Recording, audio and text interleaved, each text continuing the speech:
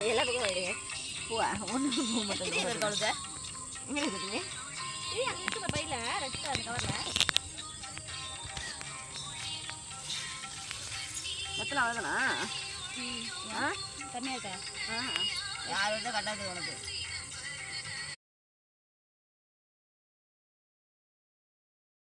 சொல்கிறது எனக்கே மறந்து தோரஞ்சி களம்னு சொல்லுவாங்க. இது களம் எங்களோடது. இது ஃபுல்லாக எங்களோடது தாங்க.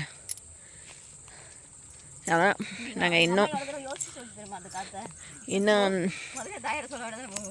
நாங்கள் இதை டெவலப் பண்ணுறதுக்கு எங்களுக்கு வசதி வரல இன்னும்.